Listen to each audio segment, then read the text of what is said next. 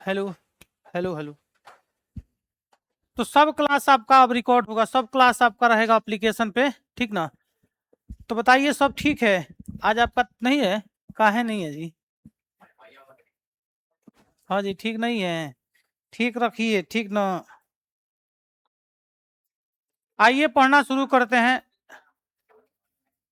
आपका संडे को टेस्ट होगा, और संडे को जो इस सप्ताह में पढ़ाए हैं वहीं से टेस्ट होगा। और जो टेस्ट में अच्छा नंबर लेके आएंगे उनको मतलब ऐसा हम सम्मानित करेंगे कि पूरे भोरे के कोचिंग में वैसा सम्मानित किसी को नहीं किया जाता होगा। हम्म। एक एक सप्ताह में जो पढ़ाए उसी का होगा। तो हम कल बताएंगे, कल शनिवार है ना, कल बता देंगे, यहाँ से लेके यहाँ तक में से पूछेंगे। और उससे बाहर एक भी क्वेश्चन नहीं रहेगा। किसका? ज्योग्राफी अरे हम कल बताएंगे। एक सप्ताह में क्या पढ़े हैं? ज्योग्राफी पॉलिटी सब पढ़े हैं ना जी। हाँ, तो वहीं से रहेगा क्वेश्चन। और आज ज्योग्राफी शुरू होगा। ज्योग्राफी का चौथा चैप्टर क्या होगा? शुरू हो जाएगा। और अच्छे से आप लोग नोट्स बनाइए। अब क्या करते हैं, आइए पढ़ना हम लोग शुरू करते हैं। चौथा चैप्टर का नाम क्या है? नाम इस चैप्टर का है भारत की नदियां। देखिएगा नाम क्या है जी। भारत की नदियां, झील, जलप्रपात और बहुउद्देशीय परियोजना, ये चैप्टर का नाम है। तो ज्योग्राफी का चौथा चैप्टर निकालिए। तीसरा चैप्टर समाप्त हो गया था ना जी। कंप्लीटली तीसरा चैप्टर पढ़ा दिए थे, और ये चौथा क्लास है। ज्योग्राफी का कौन सा क्लास है? चौथा क्लास है। अब से अगर कोई अब्सेंट भी रहेंगे तो उनका क्या होगा, क्लास मिल जाएगा एप्लीकेशन पे। तो टेंशन लेने की जरूरत अब नहीं है। अगर किसी दिन आप नहीं आते हैं, आप जाकर ये कौन सा बेच आपको लेना है, हाँ शिकारी बेच ले लेना है 49 रुपये में। ले लिए है ना? हाँ, तो बस अब ले लिए हैं तो कोई दिक्कत नहीं है। आज क्लासेज उस पे मैथ का जितना क्लास हो गया है ना, वो सभी क्लासेज मैथ का उस पे आज चला जाएगा, ठीक ना? और बाद बाकी पीछे का जो क्लास है 2-3 दिन में मतलब सारा चैप्टर उस पे दिखाई देने लगेगा। और क्लासेस धीरे धीरे लाइव हो गए। पहले जो क्लासेस चल चुका है उसको शिफ्ट कर दें, उसके बाद लाइव भी आना शुरू हो जाएगा। तो लिखिए चौथा चौथा चैप्टर लिखिए ज्योग्राफी का। चौथा चैप्टर ज्योग्राफी का हम लोग आज पढ़ेंगे। और इस चैप्टर का नाम है भारत की नदियां। चैप्टर का नाम है भारत की नदियां, झील, जलप्रपात, बहुउद्देशीय परियोजना। चौथा चैप्टर है भारत की नदियां,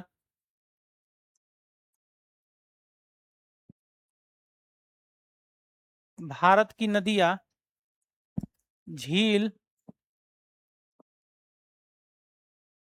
जलप्रपात,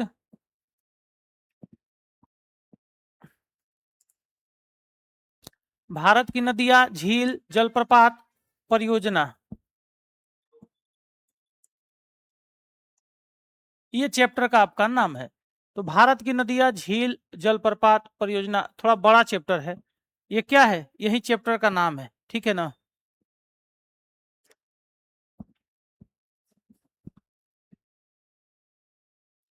हो गया, लिखा गया चैप्टर का नाम। अब शुरू करें। देखिए इस चैप्टर में जानते हैं कितने चीजों के बारे में पढ़ना है। नदियों के बारे में पढ़ना है, झील के बारे में, जलप्रपात के बारे में और परियोजना के बारे में। तो हम आपको शुरू में ही बता देते हैं कि इसमें टोटल आपका बड़ा बड़ा कितना हेडिंग लगेगा। 4 हेडिंग लगेगा, 1, 2, 3, 4। तो इसमें कुल 4 हेडिंग लगेगा। और सबसे पहली बात करें अगर किसके बारे में पढ़ना होगा, सबसे पहले इसमें नदियों के बारे में पढ़ना होगा। किसके बारे में जी? नदियों के बारे में पढ़ना होगा, यानी नदिया के बारे में पढ़ना होगा। उसके बाद दूसरे हेडिंग में आपका जाएगा झील। आप झील के बारे में पढ़िएगा इसमें।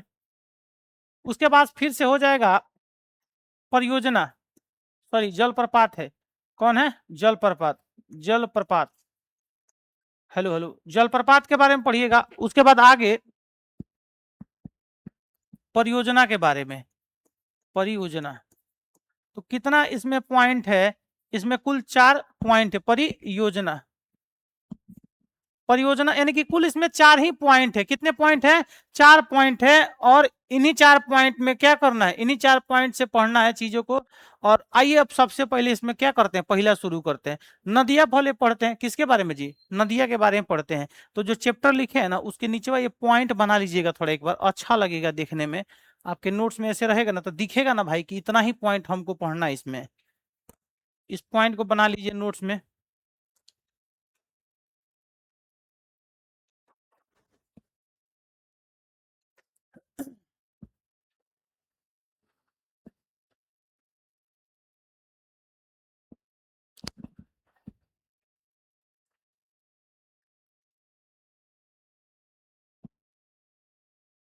चलिए अब आगे बढ़ते हैं। आशा करते हैं आप लिख लिए होंगे चीजों को, और अच्छे से लिख के नोट्स को बनाइएगा, क्योंकि अब लिख के बनाते हैं ना तो सब कुछ बेहतर होता है।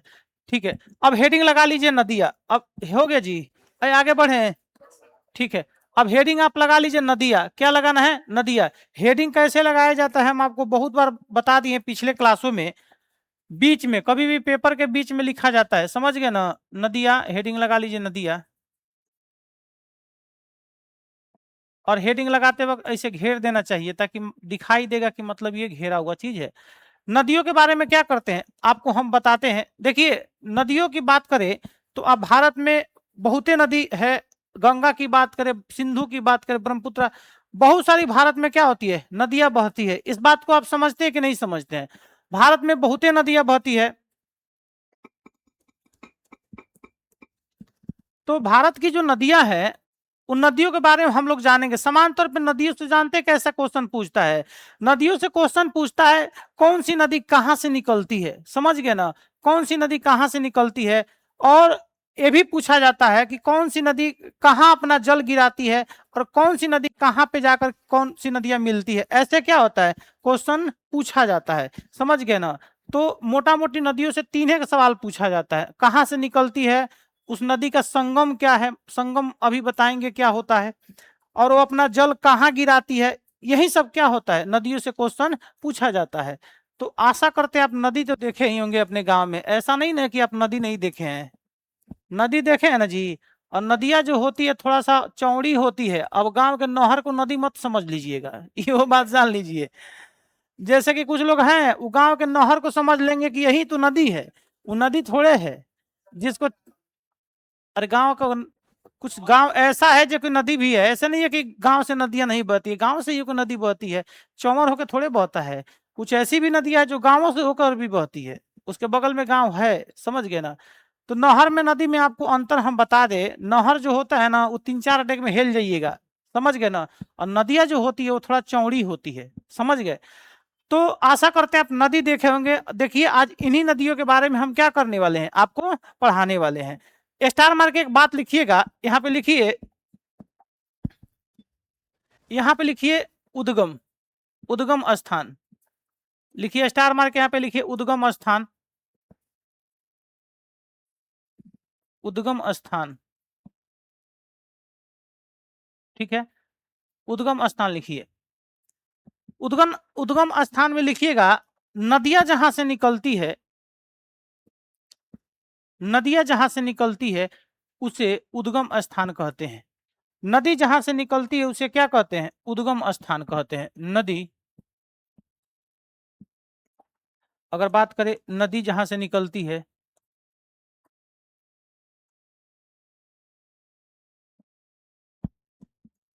नदी जहां से निकलती है उसे क्या कहते हैं? उद्गम स्थान कहते हैं, समझ गए ना? तो नदियों जहां से निकलती है उसे उद्गम स्थान कहते हैं। और मोटा मोटी आप जान लीजिए, नदी जानते हैं कहां से निकलती है? पहाड़ों से निकलती है नदियां। नदियां कहां से निकलती है? पहाड़ों से निकलती है। और आपको एक तस्वीर हम दिखा रहे हैं नदिया का उद्गम।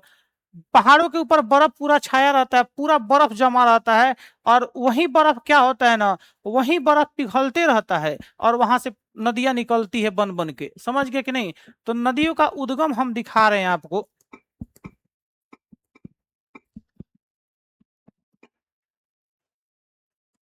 तो नदियों का उद्गम से आप क्वेश्चन देखिए, सॉरी फोटो देखिए। पहाड़ों के ऊपर से क्या होता है, नदियां निकलती है।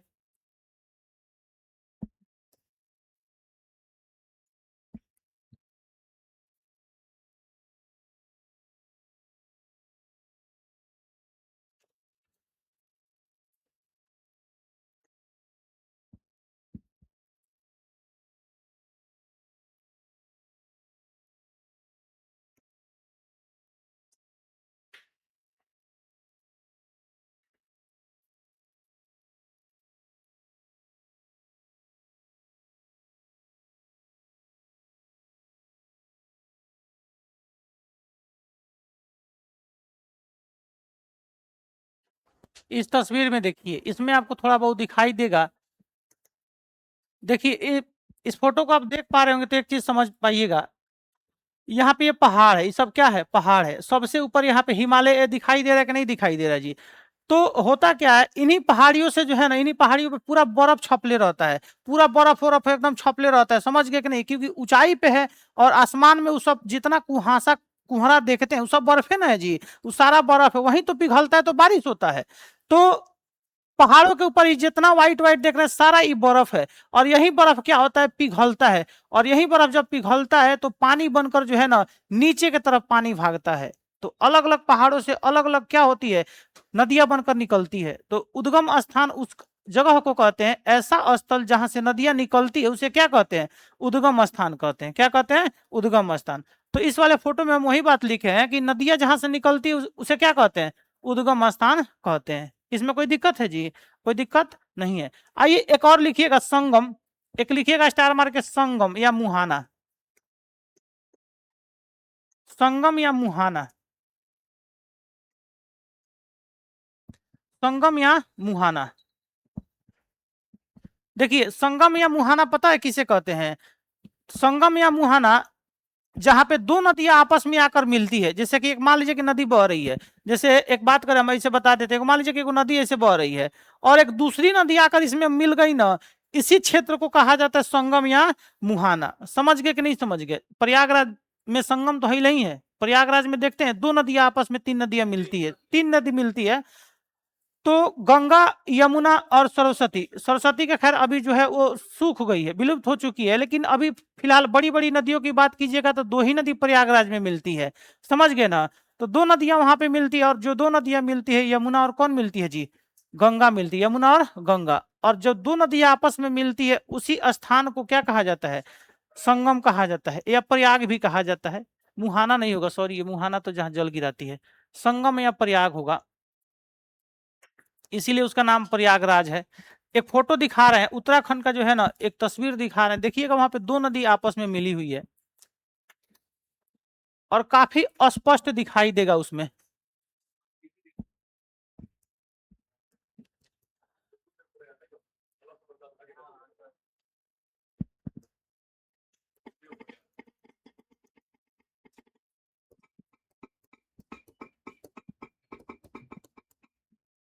नदी का संगम,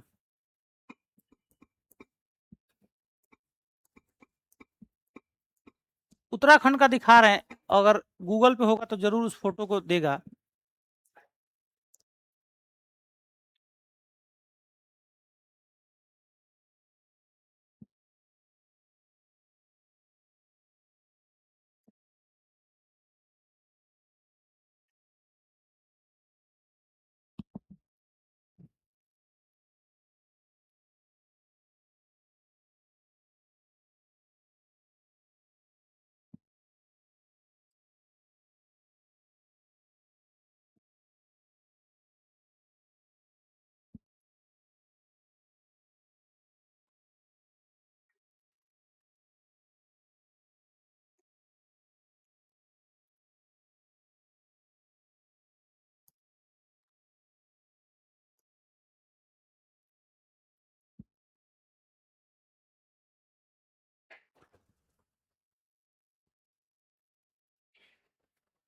इस तस्वीर को आप देखिए और इस पे दो नदियों का संगम आपको दिखाई दे रहा होगा,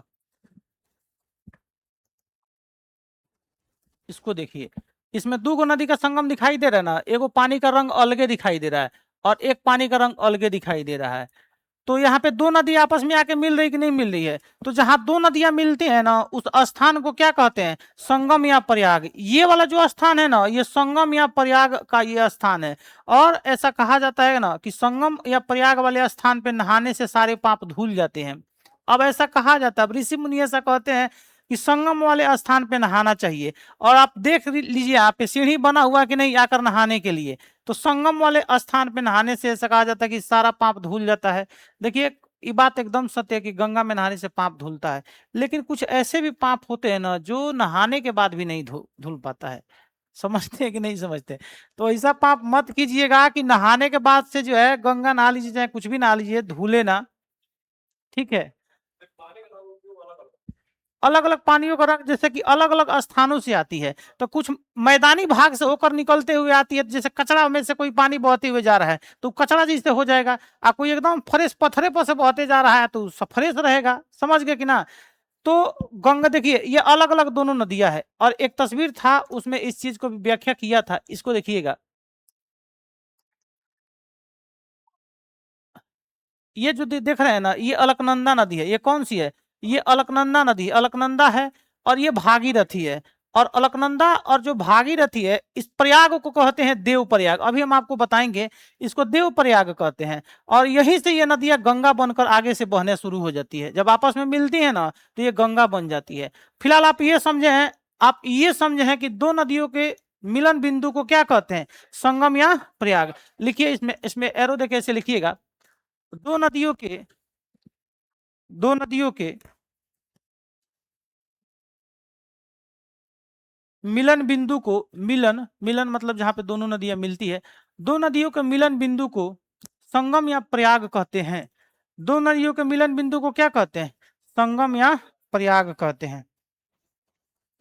दो नदियों के मिलन बिंदु को संगम या प्रयाग कहते हैं। समझ गए? चलिए अगला स्टार मार के लिखिए, मुहाना।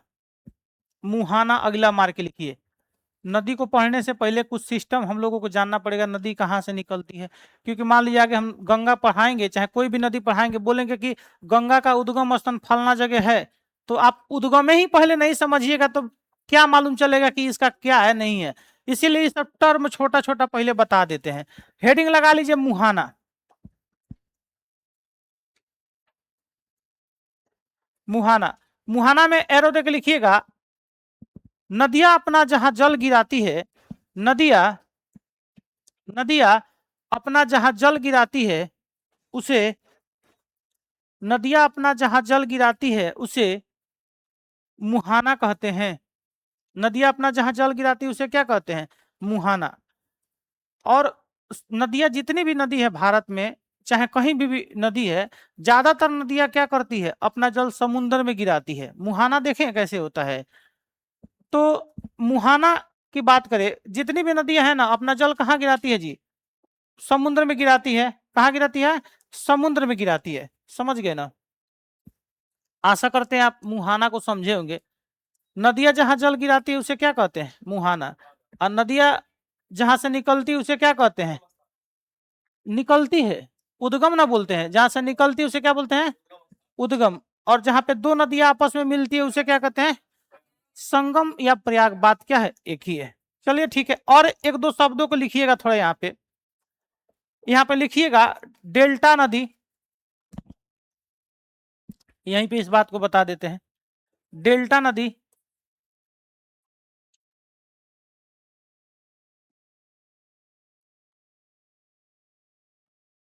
और एक होता है एस्चुरी।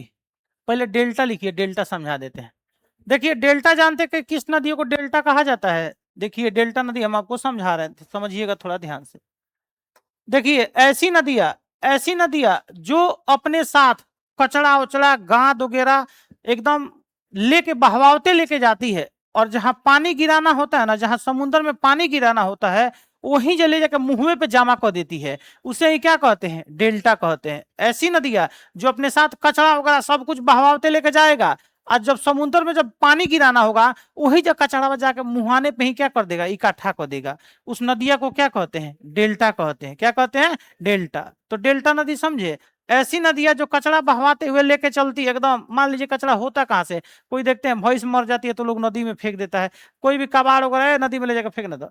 तो लोग जो नदी के किनारे जो गांव होते हैं वो लोग यही करते हैं, नदियों में ले जाकर फेंक देते हैं। उन लोगों को लगता है कि हम फेंक दिया, वो बही के चल गया, तो पता नहीं वो कहाँ चल गया, लेकिन वो धरती पे न है। तो यही कचरा सब धीरे धीरे जमते जमते जाता है, और समुन्द्र का जो किनारे जहाँ पे नदियां पानी गिराने वाली होती है समुन्द्र में, वहीं से जाकर मुंह पे इकट्ठा हो जाता है। उसी नदियों को डेल्टा कहा जाता है। भारत में भी बहुत सारी डेल्टा नदियां बहती है। और देखिए ये तो डेल्टा हो गया, लेकिन एक होता है एस्चुरी नदी। क्या होता है? एस्चुरी नदी। एस्चुरी नदी किसे कहते हैं समझिएगा। ऐसी नदियां जो कचरा तो बहवाते हुए लेके जाती है, लेकिन कचरे को सीधे समुद्र में ढकेल देती है, और एकदम धड़ल्ले से बहना शुरू कर देती है, उसे कहते हैं, जानते हैं क्या? एस्चुरी। क्या कहते हैं? एस्चुरी नदियां। समझ गए ना? तो डेल्टा और एस्चुरी, ये जो दोनों नदियां हैं ना, ये आपको बताएंगे भारत में जो नदियां बहती है उसमें कौन डेल्टा है कौन एस्चुरी है। लेकिन दोनों का पहले मतलब तो आपको पता होना चाहिए ना जी। तो आप लिखिए डेल्टा वाले में, पहले लिखिएगा डेल्टा वाली नदी में ऐसी नदियां, देखिए ऐसी नदी या ऐसी नदियां जो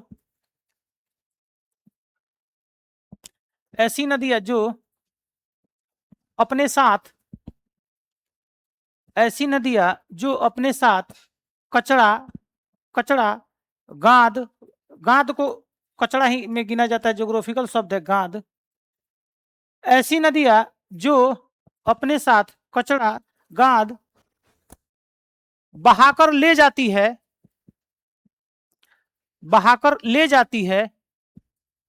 कचरा गाद बहाकर ले जाती है और मुहाने पर जमा कर देती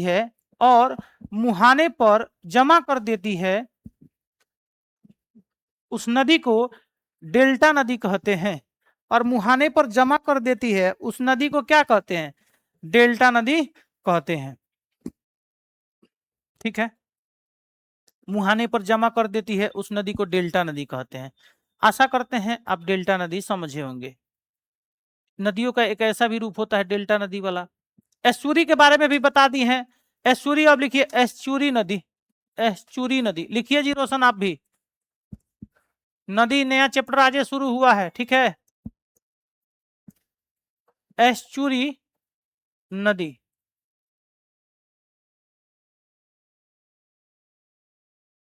चलिए एस्चुरी नदी में लिखिएगा, एस्चुरी नदी में लिखिए यहां से लिखना शुरू कीजिए। लिखिएगा ऐसी नदियां जो अपने साथ कचरा या गाद बहाकर ले जाती है, कचरा या गाद, ऐसी नदियां जो अपने साथ कचरा या गाद बहाकर ले जाती है और उसे समुद्र में धकेल देती है या समुद्र में गिरा देती है, और उसे समुद्र में गिरा देती है, उसे एस्चुरी नदी कहते हैं। उसे क्या कहते हैं? एस्चुरी नदी कहते हैं। और भारत में एक उसे एस्चुरी, ये लिखे एस्चुरी नदी कहते हैं। क्या करें? गाद के बाद से देखिए फिर से सुनिए, एस्चुरी नदी किसे कहते हैं? फिर सुनिए, ऐसी नदियां जो अपने साथ कचरा या गाद बहाकर ले जाती है और उसे समुद्र में गिरा देती है, उसे क्या कहते हैं? एस्चुरी नदी। एस्चुरी नदी कहते हैं जो समुद्र में गिरा दिया कचरा को, उसे एस्चुरी, और जो कचरा को ले जाके मुंह पे गला कर दिया उसे डेल्टा। तो डेल्टा नदी और एस्चुरी में कोई दिक्कत है? इसमें कोई दिक्कत नहीं है, ठीक है। अब सुनिए, अब दो और बात आपको जान लेना पड़ेगा, फिर नदी अब शुरू कर देंगे, फिर पढ़ना शुरू हो जाएगा। ये भी तो पढ़िए रहे हैं लेकिन कुछ टर्म को समझ रहे हैं, बेसिक चीजें है भाई, उसको समझने के लिए पहले आपको आना चाहिए। इंग्लिश पढ़ना है तो पहले एबीसीडी आपको आना चाहिए, तब जाके आप इंग्लिश पढ़ सकते हैं। वही ये समझिएगा कि है, एक जानते हैं एक अनुवर्ती नदी होती है और एक पूर्वगामी नदी होती है। आपसे पूछा जाएगा कि अनुवर्ती नदी किसे कहते हैं, पूर्वगामी नदी किसे कहते हैं। ये जितना हम बात बता रहे हैं ना, सब का सब एनसीईआरटी में मिलेगा, आपको लूसेंट टाइप में बुक में नहीं मिलेगा, समझ गए। तो एनसीईआरटी जब पढ़िएगा तो पहले वो टर्म को बताता है, टर्मों को वो समझाता है, तब चीजों को शुरू करता है सिस्टमेटिक तरीका से। और हम आपको एनसीईआरटी पढ़ा रहे हैं, ठीक है, पिछले 2-3 दिन से एनसीईआरटी आपको हम पढ़ा रहे हैं। तो लिखिएगा एक नदी होती है अनुवर्ती नदी। देखिए अनुवर्ती नदी किसे कहते हैं, समझिएगा इस चीजों को। लिखिए यहाँ पे स्टार मार के लिखिए अगला बात, अनुवर्ती नदी, अनुवर्ती नदी, अनुवर्ती नदी लिखिए।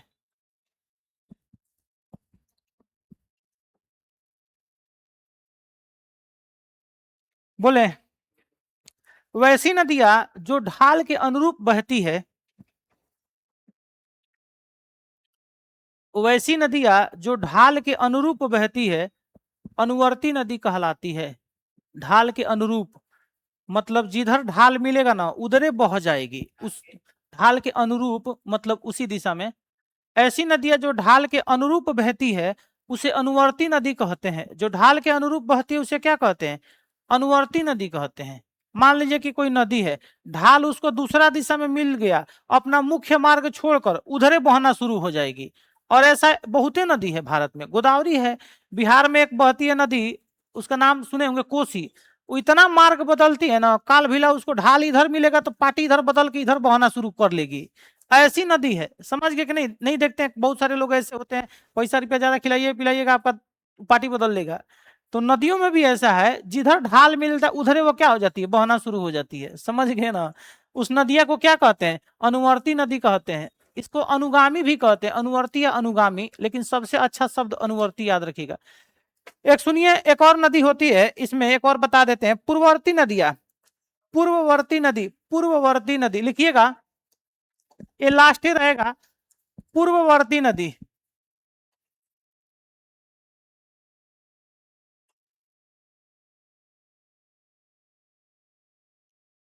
एक नदी होती है पूर्ववर्ती नदी, पूर्ववर्ती नदी और आसान है। पूर्ववर्ती नदियां में लिखिएगा,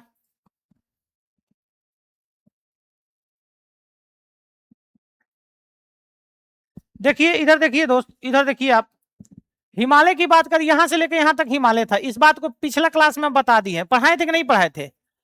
तो हिमालय जो था ना, वहां पे पहले एक सागर हुआ करता था जिसे टेथिस सागर कहा जाता था। पिछले क्लासों में आपको हम बताएं, उसे टेथिस सागर कहा जाता था, हिमालय जहां पे आज देख रहे हैं। तो हिमालय के ऊपर पूरा बर्फ छाया हुआ है, इस बात को आप मानते हैं कि नहीं? कि फोटो दिखाना पड़ेगा। पूरा बर्फ छाया हुआ है, तभी तो हिमालय व्हाइट यानी कि सफेद दिखाई देता है। तो होता क्या है, उस हिमालय के जो है ना, हिमालय से बहुत सारी नदियां बन के निकलती है, गंगा हो गया, कोसी हो गया, बहुत नदी बन के निकलती है, हम आपको बताएंगे। लेकिन हिमालय के निर्माण के पहले से वहां से 3 नदियां बहती है, और वो 3 नदियां हो जाएगी सिंधु, सतलज और ब्रह्मपुत्रा। सिंधु सतलज ब्रह्मपुत्रा जानते हैं, हिमालय के निर्माण के पहले से बहती है। और हिमालय के पीछे वाले भाग में भी पत्थर पहाड़ वगैरह बहुत सारा है, उसको तिब्बत कहा जाता है। क्या कहा जाता है? तिब्बत। तो तिब्बत के कैलाश पर्वत जो है ना, कैलाश पर्वत की बात करें, कैलाश पर्वत से और पीछे मानसरोवर झील है, उसी मानसरोवर झील से जो है नदियां बहती है। तो हिमालय के निर्माण के पहले से जो नदियां बहती है ना, उसी नदियों को कहा जाता है पूर्ववर्ती या पूर्वगामी नदी। पूर्ववर्ती या पूर्वगामी नदी। तो हम पूर्ववर्ती ही लिख दिए हैं, अनुगामी कहा जाता है अनुवर्ती को, और पूर्वगामी कहा जाता है पूर्ववर्ती को। तो एक ही शब्द हम लिखे हैं, क्योंकि आप पकड़ लीजिएगा।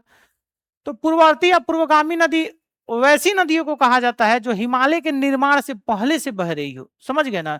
लिखिएगा स्टार मार्क उसमें, ऐसी नदियां जो हिमालय के निर्माण के, ऐसी नदियां जो हिमालय के निर्माण के पहले से बह रही हो,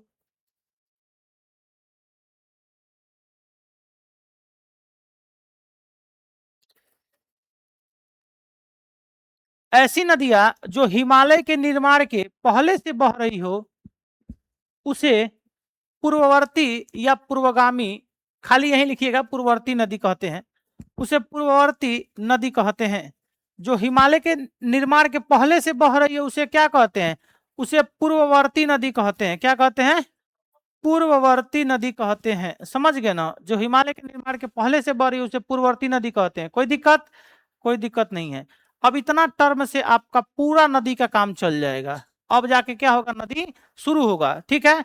अब आइए, आपको हम बेसिक पूरा बात बता दिए हैं, क्या है क्या नहीं है।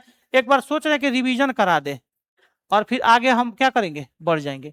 देखिए, नदियां जहां से निकलती है उसे क्या कहते हैं? उद्गम स्थान। नदियां जहां से निकलती है उसे उद्गम स्थान, ठीक है? और दो नदी जब आपस में आकर मिल जाती है उसे क्या कहते हैं? संगम या प्रयाग। संगम या प्रयाग। जैसे प्रयागराज में 2 3 नदी मिलती है। नदियां जहां पे अपना जल गिराती है उसे क्या कहते हैं? मुहाना। नदियां अपना जहां पे जल गिराती है उसे मुहाना कहते हैं, ठीक है? आगे बताइएगा, ऐसी नदियां जो कचरा साथ में लेकर जाती है बहाते हुए और ले जाकर मुहाने पे जमा कर देती है उसे क्या कहते हैं? डेल्टा। लेकिन ऐसी नदियां जो कचरा तो बहवा के लेके जा रही है लेकिन सीधा समुद्र में ढा ही देता है उसे क्या कहते हैं? एस्चुरी। उसे क्या कहते हैं? एस्चुरी, ठीक है? ऐसी नदियां जो ढाल के अनुरूप बहती है, जिधर ढाल मिलेगा उधर बह जाएगी, उसे क्या कहते हैं? अनुवर्ती नदी। और ऐसी नदियां जो हिमालय के निर्माण के पहले से बह रही है उसे क्या कहते हैं? पूर्ववर्ती नदी। क्या कहते हैं? पूर्ववर्ती, ठीक है? इसमें कोई दिक्कत ना है। चलिए, अब क्या करते हैं, हम आगे बढ़ते हैं। चलिए, एक बात बताइए, अगर आपको एक हम एग्जाम्पल दे रहे हैं, फाउंडेशन वाला एग्जाम्पल है, समझिएगा। अगर आपको समान तौर पे गांव घर में दूध की बात कीजिएगा, दो ही जीव जंतु से दूध ज्यादातर मिलता है, जिससे वो मिठाई बनाया जाता है और वो सब चीजें हैं। जैसे गाय हो गया और भैंस हो गया। ऐसे तो सभी स्तनधारियों में दूध होता है, लेकिन गांव में देखिएगा तो गाय और भैंस के दूधों से ज्यादातर क्या होता है, गाय और भैंस के दूधों से मिठाई बनता है, चाहे जो भी दूध की आपूर्ति होती है पूरा किया जाता है, यही ना बात है। तो भारत जैसे देश में अगर बात कीजिएगा, नदियों की बात कीजिएगा कि नदियां किन दो क्षेत्रों से बहती है, तो भारत जैसे देश में नदियां दो ही क्षेत्रों से बहती है। एक क्षेत्र आपका हो जाएगा हिमालयी, क्या हो जाएगा, हिमालयी। एक हिमालयी क्षेत्र से भी भारत में क्या होती है, नदियां बहती है। बहुत सारी नदी हिमालय से निकल के इसे बहता है, समझ गए ना, बहुत सारा नदियां क्या होती है, हिमालय से निकल कर बहता है। और दूसरा जानते हैं क्या होता है, दूसरा होता है प्रायद्वीपीय पठार। दूसरा क्या हो जाएगा, प्रायद्वीपीय पठार। आपको याद है कि आप प्रायद्वीप किसे कहते हैं, ऐसा स्थल जो तीन तरफ जल से घिरा हो उसे क्या कहते हैं, प्रायद्वीप कहते हैं। तो क्या भारत का ये वाला जो आप देख रहे हैं मैप, ये क्या प्रायद्वीप का एग्जाम्पल है कि ना है, एक तरफ, दो तरफ, तीन तरफ। तो ऐसा स्थल जो तीन तरफ जल से घिरा उसे क्या कहते हैं, प्रायद्वीप। तो भारत में जानते हैं दो ही क्षेत्रों से नदियां बहती है, एक हिमालयी क्षेत्रों से, एक कहां से जी, हिमालयी क्षेत्रों से, और दूसरा प्रायद्वीपीय पठार से। एक हिमालयी क्षेत्रों से, दूसरा कहां, प्रायद्वीपीय पठार से। अब इससे भी ऐसे नदियां बहते हुए जाती है, कुछ नदी ऐसे बहती है, कुछ नदी ऐसे बहती है, ठीक है ना। और इससे भी कुछ नदियां ऐसे बहती है। तो एक हिमालयी क्षेत्र से और एक प्रायद्वीपीय पठार से, यही दो क्षेत्रों से नदियां बहती है। और दोनों नदियां, मतलब दोनों क्षेत्रों की जो नदियां है, दोनों तरफ जल गिराती है। कुछ नदियां बंगाल की खाड़ी में जल गिराती है, और कुछ नदियां अरब सागर में गिराती है, और कहीं नदियां गिराने वाली नहीं होती है। लेकिन हाँ, एक नदी ऐसा है ना, वो जल कहीं गिरेबे नहीं करती है, उसका पानी विलुप्त हो जाता है। और वो नदी है लूनी नदी, आपको हम पढ़ाएंगे उस नदी के बारे में। कक्ष के रण में जाके समाप्त हो जाती है वो, उसका जल ना समुद्र तक पहुंच ही नहीं पाता है। एक बात हमको बताइए, मान लीजिए कि हम एक बाल्टी पानी ले लिए, ठीक है। अब हम एक बाल्टी पानी लेके इसे फेंकेंगे और कहेंगे कि गेट के बाहर चल जाओ, वो जा पाएगा, नहीं जा पाएगा। लेकिन बड़का मोटर से प्रेशर से एकदम पानी फेंकवाए तो तब तक कोचिंग के बाहर चल जाएगा। तो जो बाल्टिया से फेंक रहे हैं ना, वैसे ही विलुप्त हो जाता है, समझ गए कि नहीं। तो हिमालय की नदियां और प्रायद्वीपीय भारत की नदियां, यही दोनों क्षेत्रों में नदियां बहती है, और यहीं से नदी निकलकर बहती है, ठीक है। तो इस बात को लिखने से पहले आप दो बात स्टार मार के जरूर लिख लीजिएगा। आपको हम लिखाएंगे कि बंगाल की खाड़ी में कितनी परसेंट नदियां अपना जल गिराती है, और अरब सागर में कितनी परसेंट गिराती है। उसके बाद हम आपको पहले हिमालय की नदियां बताएंगे, और फिर प्रायद्वीपीय भारत की नदियां बताएंगे, फिर क्या हो जाएगा, खत्म हो जाएगा। दो बात और लिखिएगा उसमें स्टार मार के, लिखिएगा।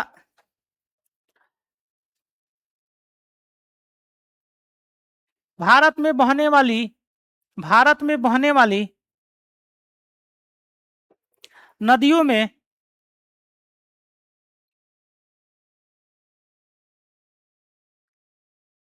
भारत में बहने वाली नदियों में बंगाल की खाड़ी में 77% जल नदियां गिराती हैं।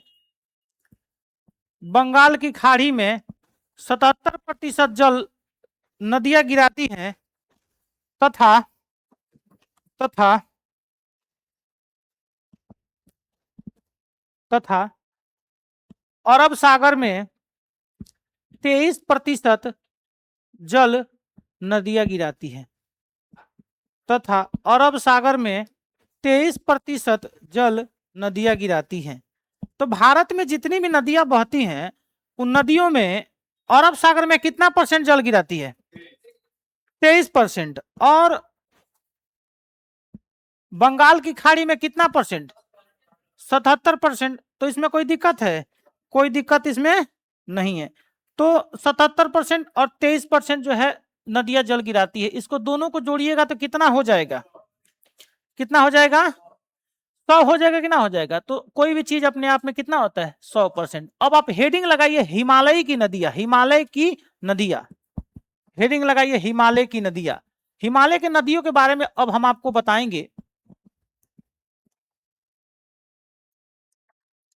हिमालय की नदियां, आइए देखते हैं हिमालय की नदियां को। आप हेडिंग लगाए हैं हिमालय की नदियां। हिमालय की नदियां।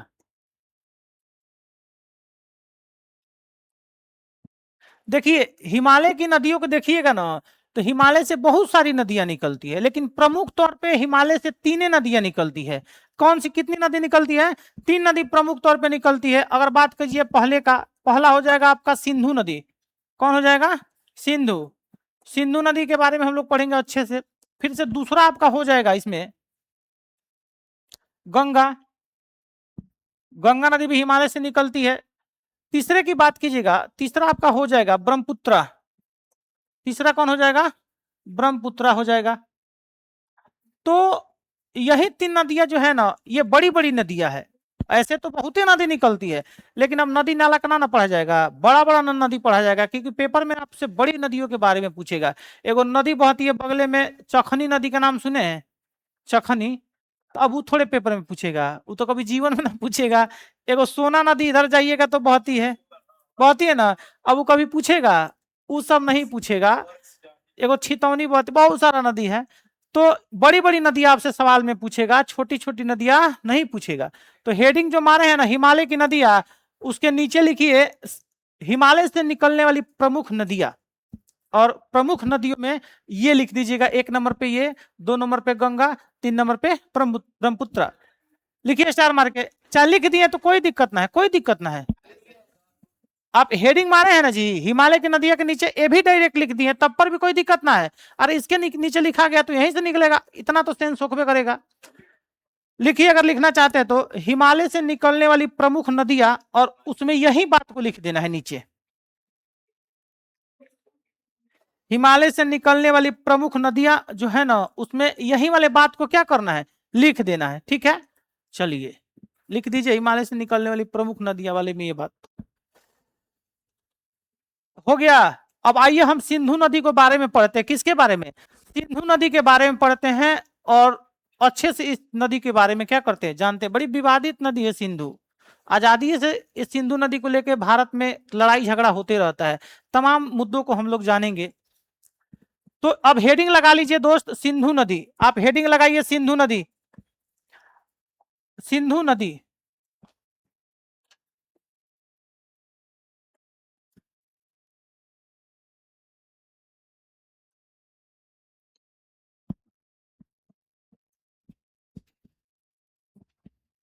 हेडिंग क्या लगाना है? आपको हेडिंग लगा लेना है सिंधु नदी। ठीक है, चलिए सिंधु नदी के बारे में आपको बताते हैं। देखिए एक बात हम बता देते हैं आपको, जितना बता रहे हैं सब एनसीईआरटी में जाके मिला लीजिएगा, मिल जाएगा 6 से लेकर 12 तक। क्योंकि आप नदी देखिए ना, अभी क्लास, अभी नदी शुरू, अब जाके शुरू होने जा रहा है। इसके पीछे का जो भी बात था वो लूसेंट टाइप इन सब में बुक में ना है। आप एनसीईआरटी पढ़िएगा, उसमें सब चीजें मिल जाएगा। ठीक है ना। अब हम भी एनसीईआरटी पढ़ रहे हैं, हम भी पहले का पढ़े थे एनसीईआरटी 6वां 7वां में के, और किताब को पढ़े थे एनसीईआरटी। अब हम भी पढ़ रहे हैं, हमको भी इस चीज को लग रहा है कि नहीं और भी नॉलेज है। समझ गए कि नहीं समझ गए? तो पिछले के तुलना में और अब के, अच्छा पिछला जो ज्योग्राफी पढ़ाए थे, ई ज्योग्राफी पढ़ाए, दोनों में आप अंतर देखिएगा, कुछ नॉलेज आपको ज्यादा दिखाई देगा। ठीक ना। तो सिंधु नदी के बारे में आइए क्या करते हैं, जानते हैं। सिंधु नदी की बात करें, भारत के ये मानसरोवर झील के सिंगी खमान से निकलती है। भारत के मानसरोवर झील के कहां से निकलती है? सिंगी खमान से निकलती है। और मानसरोवर झील कहाँ है? आप देखिए, ये भारत है। ये कहाँ, कौन सा ये देश है जी? भारत।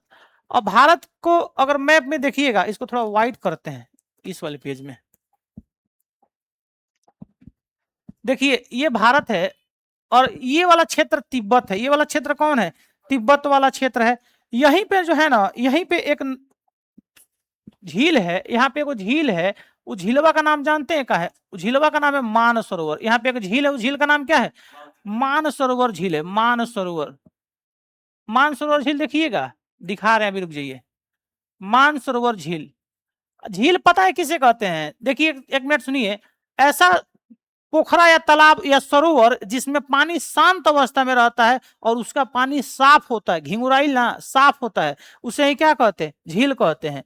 तो मानसरोवर झील से क्या होती है? नदी निकलती है, और मानसरोवर झील से ये निकलती है सिंधु नदी, और ऐसे बहते बहते आती है एकमात्र केंद्र शासित प्रदेश लद्दाख में ही केवल बहती है, जम्मू कश्मीर में नहीं बहती है। सिंधु नदी बहते बहते आती है और अपना जल कहाँ गिरा देती है? अरब सागर में गिरा देती है। जल कहाँ गिरा देती है? अरब सागर में गिरा देती है।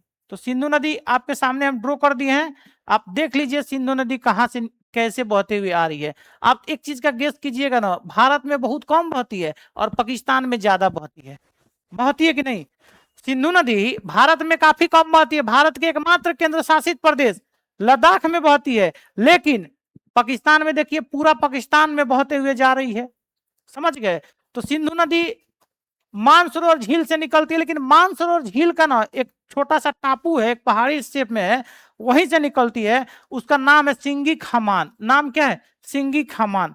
तो आपको याद रखना पड़ेगा कि जो सिंधु नदी है वो मानसरोवर झील के सिंगी खमान से निकलती है। किससे निकलती है? सिंगी खमान से। मानसरोवर झील के सिंगी खमान से क्या होती है? निकलती है। यानी कि सिंधु नदी का उद्गम स्थल क्या हो जाएगा? उद्गम स्थान मानसरोवर झील के सिंगी खमान, मानसरोवर झील का सिंगी खमान। ठीक है। और आपसे पूछेगा सिंधु नदी का मुहाना बताइए, क्या हो जाएगा? अरब सागर। क्या हो जाएगा? अरब सागर। यानी कि जल कहाँ गिरती है? अरब सागर में। आप मानसरोवर झील को एक बार देखिए, बहुत बड़ा है। मानसरोवर जो झील है ना बहुत बड़ा है, उसके बगले में कैलाश पर्वत भी है। आप एक चीज समझिए, आप जहां पढ़ रहे हैं वहां पे सब कुछ आपको देखने को मिलेगा, लेकिन थोड़ा धीरे तो धीरे चलता है, लेकिन सब कुछ देखने को मिलेगा।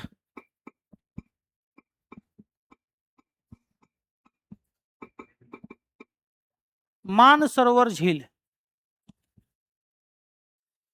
ये मानसरोवर झीलें आप देख सकते हैं, काफी खूबसूरत है।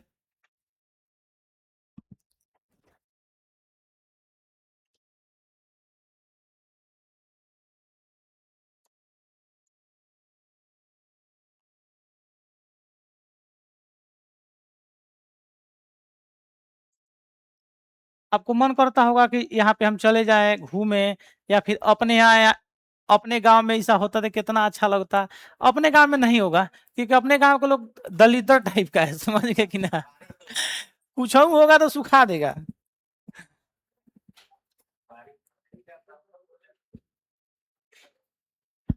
गांव का जो लोग होता है ना वो रंगदार टाइप का होता है, समझ गए? देखिए खैर अच्छे लोग होते हैं गांव के। इधर देखिए यही मानसरोवर झील है। अब बगलवा में ये सब देख रहे हैं, ये सब पहाड़वा पे बर्फ पूरा छपले है। इधर देखिए पूरा बर्फ छपले है। यही बर्फ क्या होता है, गलते जाता है और गल गल के मतलब आते रहता है पानी बगल बगल से, और इसी झील में आके जमा हो जाता है। और इसी झील के सिंगी खमान से निकलती है सिंधु नदी, और इसका नाम क्या है? मानसरोवर झील। यहाँ पे एक चीज देखिए, यहाँ पे टावर लगा हुआ है, कुछ घरे हैं, टावर है, और भी लोग यहाँ पे रहते हैं। यहाँ के जो लोग होते हैं ना वो लोग नहाने के लिए कोई कल वगैरह इस सब का साधन नहीं है, इसी में जाके लोग नहा लेते हैं। काफी फ्रेश पानी होता है, साफ पानी होता है। पहाड़ों का पानी मीठा पानी होता है, और वही ना पानी आगे चलकर नदी बन जाता है। नदी का पानी देखिएगा मीठा होता है, मतलब कि खारा नहीं होता है, उसमें नमक वगैरह नहीं होता है। लेकिन समुद्र का पानी कितना खारा होता है कि ना होता है? तो ये मानसरोवर झील है, और मानसरोवर झील को आप देख सकते हैं। तो अब आइए लिखिए, लिखिएगा सिंधु नदी में स्टार मार के लिखिएगा। लिखिए सिंधु नदी की, ये सिंधु नदी का उद्गम स्थान,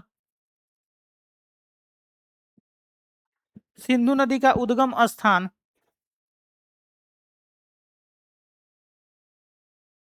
तिब्बत के मानसरोवर झील के, तिब्बत में पड़ता है ये सब। देखिए ना चीन तिब्बत लिखा है इधर। सिंधु नदी के, सिंधु नदी का उद्गम स्थान तिब्बत का मानसरोवर झील, तिब्बत का मानसरोवर झील के सिंगी खम्मान हिमनद से निकलती है।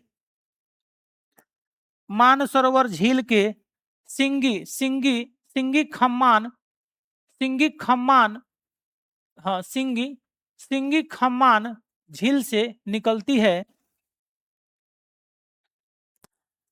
है तथा पश्चिम की ओर बहते हुए, देखिए ना पश्चिम की तरफ बह रही ना जी, तथा पश्चिम की ओर बहते हुए भारत के एकमात्र केंद्र शासित प्रदेश लद्दाख, फिर से बोल देते हैं, सिंधु नदी तिब्बत के मानसरोवर झील के सिंगी खम्मान हिमनद से निकलती है, सिंगी खम्मान हिमनद से निकलती है। इतना हो गया, हिमनद, हिमनद, सिंगी खम्मान। अरे देखिए, मानसरोवर झील के सिंगी खम्मान हिमनद से निकलती है, ये हम बोले हैं। अच्छा, सिंगी खम्मान झील बोले हैं, वो भी सही है, कोई दिक्कत नहीं है, मत काटिए। मानसरोवर झील के सिंगी खम्मान जो है ना, झील से निकलती है या हिमनद से निकलती है, बात एक ही होता है। हिम मतलब बर्फ और नद मतलब नदी, बर्फों से जो गल के नदी बना है वो हिमनद बोलते हैं। झील से निकलती है, भारत के एकमात्र, पश्चिम की ओर बहते हुए भारत के एकमात्र, अब धीरे ही बोलेंगे आप लोग, तेज में नहीं लिख पा रहे हैं, पश्चिम की तरफ बहते हुए भारत के एकमात्र केंद्र शासित प्रदेश, भारत के एकमात्र केंद्र शासित प्रदेश लद्दाख से होकर, लद्दाख से होकर लद्दाख से होकर पाकिस्तान में प्रवेश करती है, लद्दाख से होकर पाकिस्तान में प्रवेश करती है और आगे चलकर, और आगे चलकर अपना जल, अपना जल, आगे चलकर अपना जल अरब सागर में गिरा देती है, आगे चलकर अपना जल कहाँ गिरा देती है, अरब सागर में गिरा देती है, आगे चलकर अपना जल अरब सागर में गिरा देती है। इतना बात हो गया, चलिए ठीक है। अब एक बात जानिए, देखिए, जानते हैं क्या हुआ था, अपना देश आजाद हुआ था 1947 में। कब आजाद हुआ? 1947 में। खैर, आजाद क्या हुआ, 1947 में भारत का बंटवारा हुआ, और भारत का बंटवारा करके एक नया देश बनाया गया, जिस देश का नाम क्या है जी? पाकिस्तान। जिस देश का नाम क्या है? पाकिस्तान। तो जो पाकिस्तान है, जो पाकिस्तान है वो भारत से क्या हुआ? अलग हुआ। और यहीं पे क्या है? यहीं पे आपका पाकिस्तान था, ये आपका क्या था? पाकिस्तान था। ये आपका पाक हो गया, ये आपका भारत हो गया।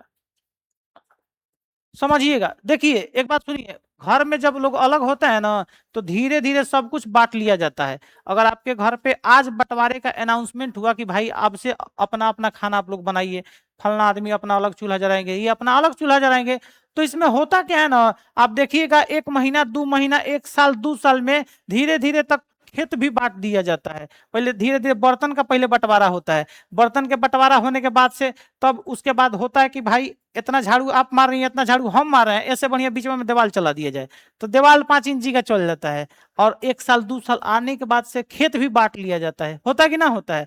तो समय लगता है। वही हाल हुआ भारत के साथ। 1947 में जब भारत का बंटवारा हुआ, 1947 में जब भारत का बंटवारा हुआ, तो हुआ क्या, सब कुछ धीरे धीरे बंटवारा हो रहा था। 1950 51 52 53 ऐसे करते हुए हो रहा था। 1960 का समय था। कब का समय था? 1960 का। 1960 में जानते हैं पाकिस्तान कहा कि सिंधु नदी जो है ना, सिंधु जो नदी है, इस नदी का पानी केवल हम ही पिएंगे। भारत से भले लद्दाख से बहते हुए आ रहा है, वहां का लोग सिंधु नदी का पानी नहीं पिएगा। तो भारत कहा भाई क्यों नहीं पिएगा? तो पाकिस्तान कहा कि देखिए, सिंधु जो नदी है सबसे ज्यादा पाकिस्तान में बह रही है, सबसे ज्यादा कहाँ बह रही है? पाकिस्तान में बह रही है, इसीलिए वो कहाँ किसका हो जाएगा? पाकिस्तान का होगा। तो भारत इसका विरोध किया, कहा कि अगर बंटवारा जब हुआ है तो हर एक चीज में आधा आधा हुआ कि ना हुआ जी? जब भले पानी सूख जा रहा है हमारे पड़े, चाहे ढेर जा रहा है, हमारा भी क्या हुआ? आधा हुआ। यानी सिंधु नदी का 50% जल हम क्या करेंगे? पिएंगे। पाकिस्तान भारत से झगड़ा कर दिया। पाकिस्तान लांगा आदमी है, लांगा समझते हैं, उसको कितनों मारिएगा वो बदमाशी करेगा। समझ गए कि ना? वैसे ही लोग को लांगा कहा जाता है। तो पाकिस्तान शुरू, अभी बंटवारा को 10 12 साल ही हुआ था। भारत कहा अच्छा ठीक है, कोई बात नहीं है, तुम एक काम करो, तुम किसी पंचायत वाले को बुलाओ, अगुआ को बुलाओ, वह आएगा बंटवारा करेगा। तो पाकिस्तान धावे धावे गया यूएनओ के पास। विश्व की यूएनओ एक ऐसी संस्था है जो एक देश दूसरे देश में युद्ध अगर हो रहा है, चाहे झगड़ा हो रहा है, उस युद्ध और झगड़ा को सुलझाने का काम करती है। और उस संस्था का बात सभी देश के लोग मानेगा, पूरे विश्व के प्रधानमंत्री मानेंगे, क्योंकि वो सभी विश्व के सहयोग से बना हुआ है। तो यूएनओ का किया, इसमें हस्तक्षेप किया, और अमेरिका जैसे देश, रूस जैसे देश भी इसमें आया, भारत की तरफ से रूस आया, पाकिस्तान की तरफ से अमेरिका आया, और इस विवाद को सुलझाने के लिए 1960 में बैठक हुआ, और इस समझौता को कहा जाता है सिंधु नदी जल समझौता। क्या कहा जाता है? सिंधु जल समझौता या सिंधु नदी जल समझौता। तो सिंधु जल समझौता में जानते हैं अंत में क्या निर्णय लिया गया? अंत में निर्णय लिया गया कि जो सिंधु नदी है, इस नदी का जानते हैं, इस नदी का 20% पानी भारत पिएगा। इस नदी का 20% पानी कौन पिएगा? भारत। और 80% पानी इस नदी का पाकिस्तान पिएगा। तो सिंधु जल समझौता के तहत क्या हुआ? 20% पानी कौन पिएगा? भारत। और 80% कौन पिएगा? पाकिस्तान। ये बताइए, ये का फैसला बराबर ही हुआ है? ये तो बेईमानी हो गया है भाई। भारत को 50% देना चाहिए, 50% पाकिस्तान को देना चाहिए। लेकिन अमेरिका पावरफुल देश था उस समय, और अमेरिका जिसके तरफ से खड़ा हो गया और उसके तरफ ज्यादा हक ना मिले, उसको बदनामी लगता था। जैसे मान लीजिए कोई रंगदार टाइप का आदमी चला गया, कमजोर के पीछे खड़ा हो गया, और कमजोर के आके दूसरा पर कोई मार के चल जाए, अब पीछे रंगदार खड़ा हो एरिया का, तो उसको बदनामी लगेगा कि ना लगेगा? समझ रहे कि ना समझ रहे? वही वाला बात था। और हुआ क्या? और वही जल समझौता यानी सिंधु जल समझौता आज तक देश में लागू है। और भारत 20% पानी का यूज करता है, क्योंकि भारत के एकमात्र केंद्र शासित प्रदेश लद्दाख से ही बहती है, जम्मू कश्मीर आती ही नहीं है। और पाकिस्तान को ज्यादा फायदा हो जाता है। पाकिस्तान इसका 80% पानी पीता है। अगर ये नदियां हम लोग यहाँ पे रोक दें और यहाँ से काट कर ले जाके गंगा में मिला दें, और तो गंगा फिर इधर बढ़िया जाएगा। और सूखे मतलब वो हम लोग जानते हैं, हम लोग पानी पी पी के मर जाएंगे, और सूखले मर जाएगा। समझ गए कि ना? कुछ लोग अब कुछ लोग दिमाग लगाएंगे कि सर काहे नहीं, भारत से जब जा रहा है तो रोक काहे नहीं देते हैं, उपनिया बहवाइएगा कहाँ? भारत में उपनिया कहाँ बहवाइएगा? गंगा में लिया के छोड़िएगा, गंगा ऐसे ही भरा रहता है, पूरा उत्तर बिहार डुबा देगा, इस बात को जान लीजिए। लेकिन हाँ, राजस्थान की तरफ मोड़ सकते हैं, राजस्थान की तरफ क्या कर सकते हैं? मोड़ सकते हैं। आपको हम आगे बताएंगे। राजस्थान में एक इंदिरा गांधी नहर यहाँ से बहती है, और इंदिरा गांधी नहर यहाँ से सतलज नदी निकलती है, और ब्यास नदी निकलती है, यहीं के संगम पे है आपका इंदिरा गांधी नहर। तो इस नदिया को इधर मोड़ के लाया जा सकता है, राजस्थान की तरफ पानी का जरूरत पड़ता है। तो भविष्य में अब देखिए मोदी जी क्या करते हैं। अभी पहलगाम वाला घटना हुआ था, उसमें मोदी जी का स्टेटमेंट आया था कि सिंधु का पानी हम लोग रोक देंगे। तो अच्छी बात है, रोक दे भाई, पाकिस्तान सूखले मर जाएगा। लेकिन एक विश्व में संस्था है ह्यूमन राइट्स वाला, वो सब दौड़े आएगा। समझ गए ना? विश्व में भी बहुत सारी संस्था है, अगर कोई देश गलत करता है, दूसरे देश पे ज्यादा जोर जबरदस्ती करता है, तो उस देश को रोक दिया जा सकता है। ऐसे भी संस्था है देश में।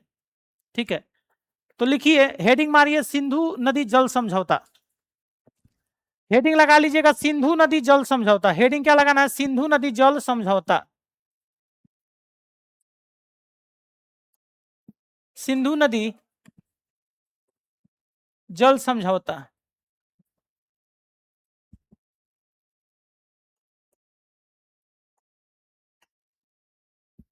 ये किनारे हेडिंग लिख दिए, लिख लीजिए सिंधु नदी जल समझौता, हेडिंग लगा लीजिए। हेडिंग लग गया, स्टार मार के लिखिए, लिखिएगा। यह समझौता 1960 ईस्वी में, यह समझौता 1960 ईस्वी में हुआ था। 1960 ईस्वी में हुआ था। इस समझौते के तहत, इस समझौते के तहत, इस समझौते के तहत भारत इस नदी का 20% पानी पिएगा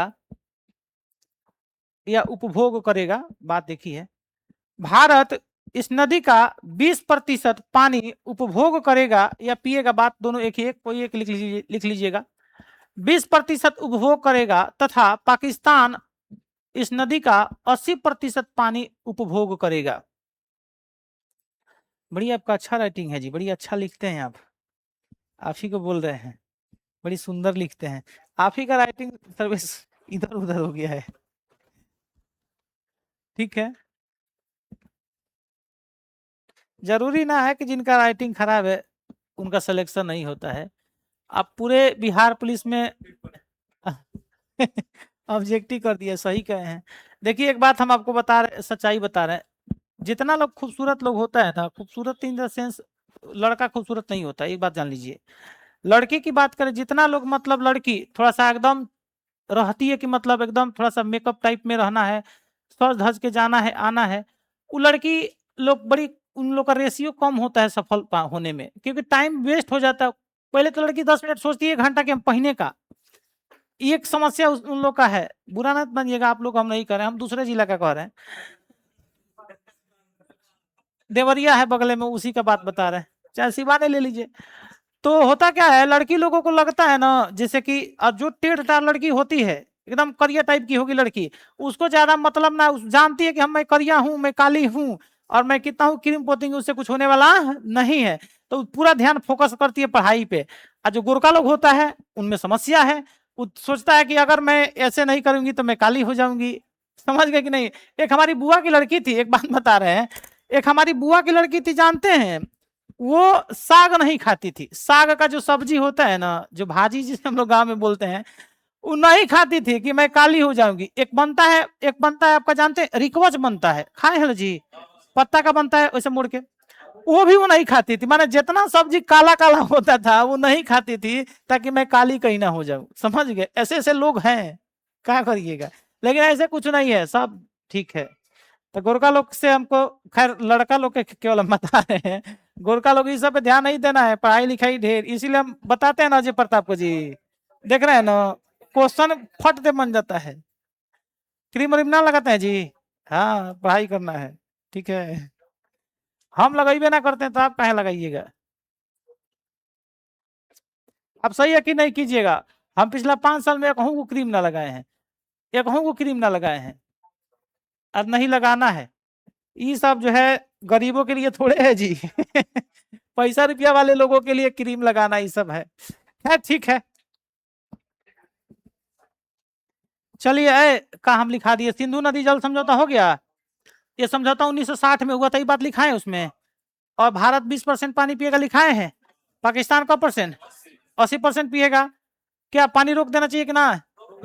बाढ़ आ जाएगा भारत में महाराज, राजस्थान में जा सकता है, और राजस्थान का ले जाकर सीधे लूनी नदी में जोड़ दे, और लूनी नदी जो लुप्त हो जा रही थी उधर सीधे अरब सागर में गिरती, वही तो सीधे अरब सागर में गिरती। देखिए क्या होता है। लेकिन नदी लेके जाना इतना आसान थोड़े महाराज, कितना मिट्टी काटिएगा। नदी न है, एक नहर खोदने में सरकार का हालत खराब हो जाता है। नदी है, पनिया का होता है, सारा समुद्र में जाता है, फिर समुद्र से भाप बन के उड़ जाता है, बादल में जाता है, फिर बादल जाके पहाड़ों पर टकरा जाता है, और फिर पहाड़ों से टकराते हुए नदी बनते निकलते रहता है, घूमते रहता है।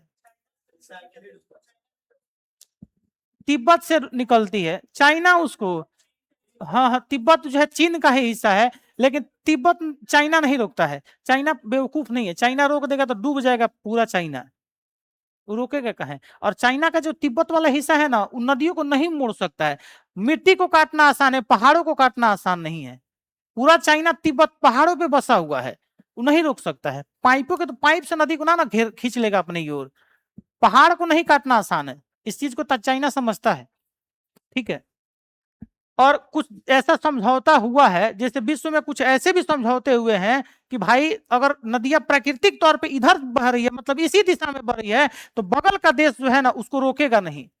ऐसा समझौता विश्व में हुआ है। जैसे मान लीजिए सिंधु नदी भारत देश होकर बह रहा है, वो तो अपने दुश्मन के देश में जा रहा है पाकिस्तान में, तो हम लोग चाहते तो रोक देते, लेकिन ऐसी बहुत सारी समझौताएं हुए हैं विश्व में कि आप नहीं रोक सकते हैं। समझ गए ना? आपका भले दुश्मन का घर है पीछे, अगर आपके घर के लगे से जा रहा है तब रोक दीजिएगा, नहीं रोक सकते हैं, क्योंकि ऐसा कानून व्यवस्था है कि सबको भाई मिलना चाहिए। तो प्राकृतिक नदियों को नहीं रोका जा सकता है। आज के क्लास के लिए इतना ही रखते हैं, अभी आपका और क्लास चलेगा, और कल जानते हैं सिंधु नदी की सहायक नदियों के बारे में बताएंगे। हेडिंग लगा लीजिएगा, और कल आएंगे तो वहीं से शुरू करेंगे ताकि डिस्टरबेंस ना होगा। सिंधु नदियां की सहायक, ऐसे सिंधु की सहायक नदियां, हेडिंग लगा लीजिए, सिंधु की सहायक नदियां। अब सहायक नदियां किसे कहते हैं आपको हम बता देते हैं अभी है।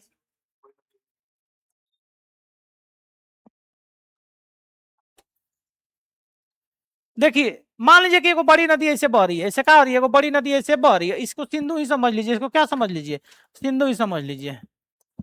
अब हुआ क्या, इस बड़ी नदियों में जो है ना, बगल से गई एगो नदी, छोटी नदी गई और जाके मिल गई।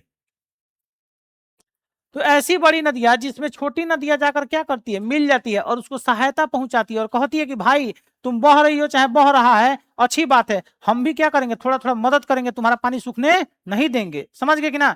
तो सहायक नदियां किसे कहते हैं, ऐसी बड़ी नदियां जिनमें छोटी छोटी नदियां आकर मिलती है उसे सहायक नदी कहते हैं। और सिंधु की सहायक नदियां बहुत सारी नदियां है, चेनाब है, झेलम है, रावी है, ब्यास है। हम कल लिखाएंगे, आज बस हेडिंग ही रखे हैं। कल आपको सहायक नदियां बता देंगे, उसके बाद गंगा भी नदी के बारे में हम लोग देखेंगे। तो आज ये क्लास आपको समझ में आया जी। 1 घंटा हो गया 1 मिनट। ज्योग्राफी पढ़िए चाहे कुछ भी पढ़िए, जिसमें टाइम का पता ना चल रहा हो समझिए, वही एक्चुअल में समझ में आ रहा है। समझ रहे कि ना। और जिसमें टाइम लग रहा है कि मतलब बोरिंग हो रहा है, उसी लेवल समझिए कि समझ में आपको ज्यादा नहीं आ रहा है। तो ठीक है। और आपका सब कुछ क्लासेज एप्लीकेशन पे अब दिखेगा। अभी आपको थोड़ी देर बाद मैथ का क्लास आपको देखना शुरू हो जाएगा, ठीक है, एप्लीकेशन पे। बाकी और 2 क्लास आपका चलेगा। चलिए ठीक है दोस्तों, मिलते हैं अगले क्लास में।